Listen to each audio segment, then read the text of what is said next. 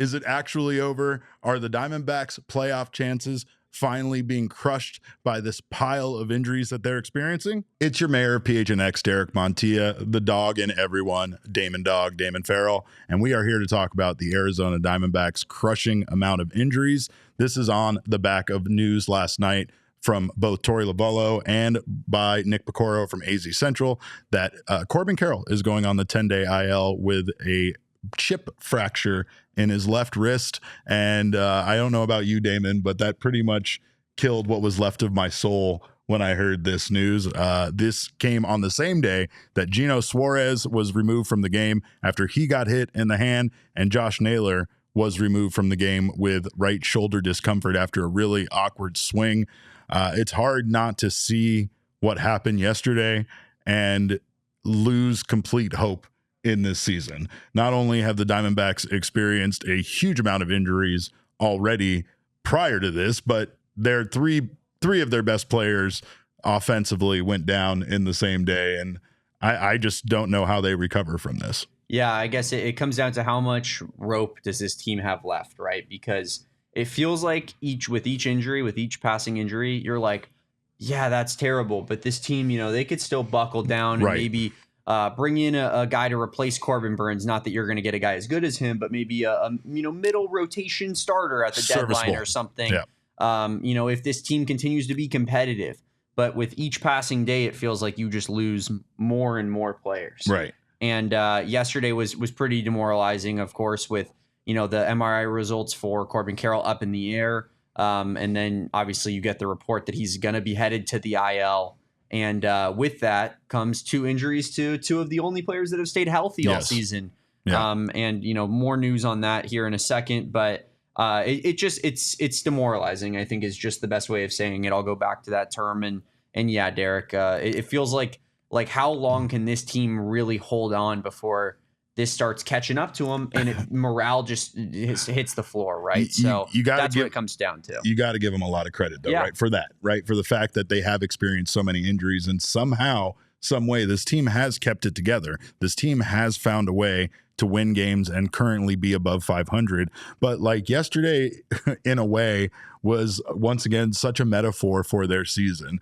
Even when they go out there and put it to the White Sox and win a game by 10-0, it comes with a cost, right? It's their season has been that. Every time they go on a run, something devastating happens. Some injury occurs that either sets them back or at least makes their playoff chances seem that much further out of reach. Yeah, win 10-0 and feel like crap about yourself. Yeah, afterwards. Because you lost two of your best players in that game, and then at the end of the game, you get even worse news about one of your guys that's already on the IL. In fact, at one point during that game, the only two position players that were available for Torey Lovullo to come in should something happen was Corbin Carroll, who obviously wasn't going to come in because we hadn't really heard the news yet. So we just were saying he is available. And James McCann, who the Diamondbacks just picked up and added to their roster. So things are very thin for the Diamondbacks right now. They are depleted. With Corbin Carroll going to the IL, the Diamondbacks do recall Jake McCarthy from AAA Reno.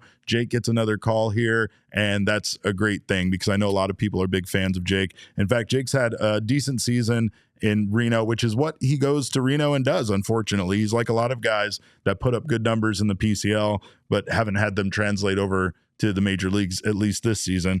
Jake slashing 314, 401, 440 with an OPS of 840. But once again, the Diamondbacks are lucky because of their depth, because they didn't go out there and trade guys like Jake or Alek Thomas. They do have these guys available, and you can rely on Jake McCarthy. Yes, he's hitting below 100 in the major leagues this year, but let's give him another chance now after he's had a chance to kind of go down to Reno and get right. And again, we know defensively that he's going to be solid. So it's like, you don't have to worry about somebody that is kind of an unknown coming up. Jake has major league experience. Same thing with like Josh Naylor. We did have good news about Josh Naylor. He was in the lineup today, but he was a late scratch. According to Torey Lovullo, he was at 85%. So they're going to give him today off. And then Josh Naylor will be back. He will hopefully start tomorrow, which is a very good sign considering we didn't know the extent of that shoulder injury. And as many people saw in the broadcast, Gino was in the dugout after that hand injury, after he left the game of getting hit. He was smiling. He was joking. His hand wasn't wrapped. It didn't appear to be bruised. It looked a little swollen, but it would appear that Gino is okay, and the Diamondbacks dodged a bullet there. However, this is a similar situation with Corbin, where x-rays were negative for Corbin. X-rays are negative for Gino, but they are going to get an MRI done, and they're going to get a CT done, and hopefully that won't bring back the same results that we got from both Corbin and Gabby Moreno, who will be out for weeks with a similar fracture in his hand. Talking about Jake McCarthy, I think that this is such an important, it might be make or break for Jake. Yes, with this franchise at least. Yeah. But yeah, with the Arizona Diamondbacks for his Diamondbacks tenure, like, it feels like we get so doomsday about Alek Thomas and Jake McCarthy all the time in particular, because at any given time, at least one of them needs to be a prominent, role in this team, right? And Alek has performed admirably this year, but Jake went back down to earth after having a great season in 2024. Now he gets this extra chance. And as far as a Corbin replacement, obviously you're not going to replace Corbin's power. No. Jake does in a way replace Corbin's speed to an extent, which gives the Diamondbacks something to play with. For sure. But he needs to get back to his 2024 form, and he needs to find it for this team, because they're going to need that bat and that extra help. Another lefty as well with Corbin, kind of complementing that Corbin role, but had experience hitting at high in the lineup for this Arizona Diamondbacks team in the past. I just think that this is such a pivotal moment in the season for this team in particular. You're playing the White Sox, you're playing the Marlins. Can you survive these games and give yourself a little bit of leeway with Corbin Carroll not being out for an extended period of time, hopefully, knock on wood, but he is out for right now. So it's like, can this team stay afloat? Can they continue to win games for this short 10-day stretch that Corbin is out for, and keeping this playoff hunt without playing bad baseball without their second best offensive player? Well, things just took a turn on the Diamondbacks, and this season has already been incredibly bad for injuries, but they were actually kind of free of their position players being injured outside of a stint for Cattell, a little stint here and there for guys. And it was mostly focused on the pitching. But it like the Final Destination movie, whatever terrible evil force is hunting down the Diamondbacks players and injuring them, it had its fill of the pitching staff, and now it's turning on the position players. Corbin Carroll, broken wrist, currently unknown as far as his time out. He's on the 10-day IL, and he's been replaced there by Jake McCarthy. You have Josh Naylor and Gino Suarez, who are both day-to-day, but hopefully that day-to-day injury status doesn't last for too long for either one of those guys. Gabby Moreno is out for weeks, and Gino could be out for weeks should that hand injury be similar to what Corbin and Gino are going through. Then you also have Gino's backup that a lot of people wanted to see, ADC. He's currently injured. I believe it's a back injury. He's out day-to-day. Then pitchers. You got Jeff Brigham, Dre Jameson, Christian Mena, Dre Jameson and Jeff Brigham, they're I think on the 15-day IL. You got Christian Mena on the 60-day IL. You got Kendall Graveman on the 15-day IL. Then out for the season, you have Corbin Burns, AJ Puck, Justin Martinez, Tommy Henry, Jordan Montgomery, Blake Walston, and Christian Montes de Oca. All of those guys, except Montes de Oca, having elbow surgery that is going to put them out for an extended period of time beyond just this season and into much of 2026. When will the pain stop? And I mean that literally. I don't mean that just for me mentally or for me physically. I mean, when will the pain stop for this team? And I think that this comes down to what does the front office, what does Mike Hazen believe out of this roster? What do they think that this team can still get it done? We've talked about how important this stretch is, Damon, but it goes beyond this stretch because you're playing the White Sox, right? But it's similar to what people's responses were to Eduardo Rodriguez, who has been one of those guys that stepped up in the absence of some of these other injured pitchers. But because he had such a great day yesterday with 10 strikeouts and no earned runs allowed, a lot of people were like, so what? It's against the White Sox. And it makes you wonder that if this team even does good over this stretch against the White Sox, the Rockies, and the Marlins, is it enough for this front office to believe in this team going forward and to add to it at the trade deadline instead of selling off some of these very lucrative parts in a seller's market that they could probably get a ton for. I understand return. what you're saying. You know? I guess the only thing that I push back on a little bit just from looking at this particular team, and that being the Arizona Diamondbacks, because I think in general you're totally correct about baseball teams, but the Diamondbacks are a team that don't seemingly struggle against the top competition. I like when they played the Dodgers because it feels like they're up. They get up for those games, and at those moments, like they don't shrink in those moments. They kind of feel like that the pressure is on the other team in a sense, and they seemingly perform well in those big games, in my opinion, at least. Like, look at a guy like Zach Gallen. Yeah. We feel so much better when Zach Gallen's on the road against a playoff team than when he's playing the Rockies and gives up 7 in 5 innings. Please put Gallen in a game in Philadelphia at the bank. You know what I mean? This team struggles with beating teams that they should beat. For sure. So if they can actually get out of this stretch with a good record, with a winning record that makes people feel positively about this team, I feel like that shows me something. That shows me that this team is actually taking care of business.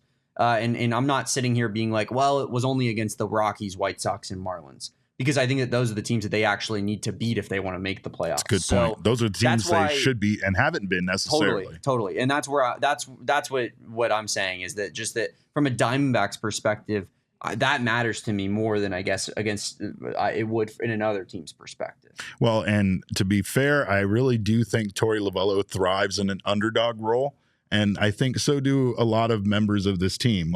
They don't know what to do when they're the favorite, but they know what to do when they're the underdog, and they know how to motivate each other. And Torey knows how to motivate them. He's received a lot of flack, including flack about these injuries. And I will just go out and say one of the craziest takes I've seen in response to these injuries has been people blaming the medical staff for the injuries to the hitters that have been hit in the hand by a baseball.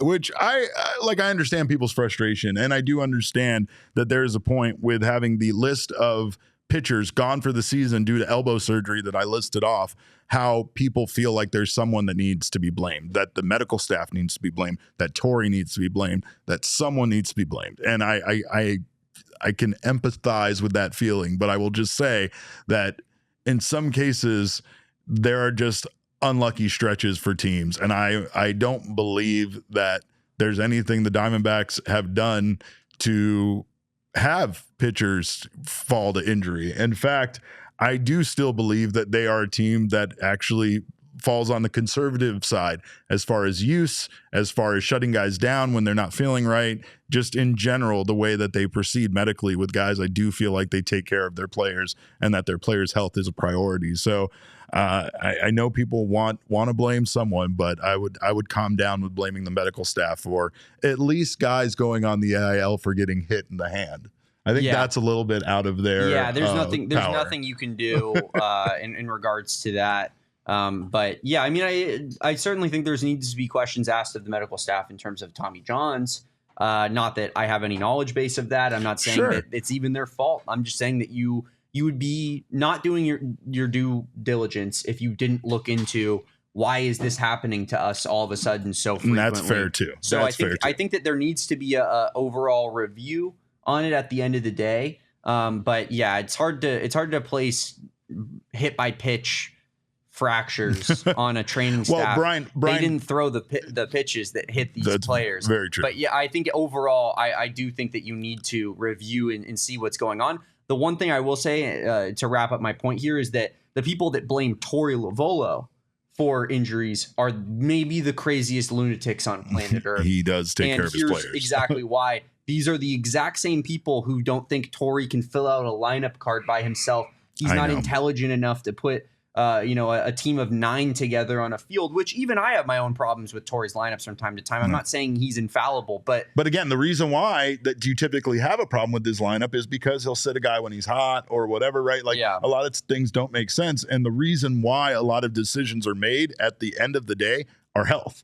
He's giving the guy a day off because that was a planned day off. He didn't plan on Corbin or Cattell or Geraldo having 3-4 hit days in a row leading into that day. Yeah. But unfortunately, because he feels that it's about health and prioritizing player health, he feels like that's important and he still needs to sit them regardless of how hot they are. And that's something that a lot of people disagree with him on. Yes. Yet, again, that's what he feels like in his mind is best to keep these guys from getting injured and hopefully making it through the marathon that is 162 Totally. game It's season. just the people that think that he's so simple-minded he can't fill out a lineup card that are also like, how did Torrey not see that through the MRI results that Gabby Moreno got and play him anyways? And you're like, so he's supposed to know better than the people that are the scientists in the room, but he's also not, he's too much of an idiot to put a lineup together. Those things don't compute. There was criticism about how long it took for Corbin's results to come back for his MRI, but swelling needs to go down before an MRI can be taken and for it to show the results. And that's why you have an MRI, to ensure that the x-ray, yes, is negative, but you go in there to make sure that there's no minor hairline fractures, which there was in both the case of Gabriel Moreno and Corbin Carroll. Hopefully the Diamondbacks can avoid that with Geno Suarez. He was all smiles in the dugout, and it made me feel at least something. Also, Josh Naylor being in the lineup even briefly today made me feel a little hope, because we know how dangerous shoulder injuries can be. And of course, if it's if it was something dramatically bad, the Diamondbacks, again, are fairly thin when it comes to first baseman. There's a good chance we could see Trey Mancini, come up. But again, I don't really feel like this team overall is in a great spot right now. We'll see, though. We'll see going forward. They do have a lot of time here before the trade deadline to make a good impression. And so far, the guys that needed to step up stepped up yesterday. But stop blaming Brian Kaplan. That's a weird thing, too. It's just so ironic that a guy that they hired as a pitching coach who is so focused on player health once again has experienced this amount of obvious, problems here with injuries. But we will be back, of course. Make sure to follow us on Twitter. I'm at Cap_Kman with a K. This guy's at Damon Dog with a DAWG. Show is at PHNX_Dbacks. But as always, all roads lead to at PHNX_sports on Twitter, Instagram, and Facebook. Thank you guys so much. Have fun, I guess. Try not to blame everybody for these injuries. And remember, kids, baseball is fun, but it's so much more fun when your guys can play baseball and aren't hurt. We all silly like the mayor.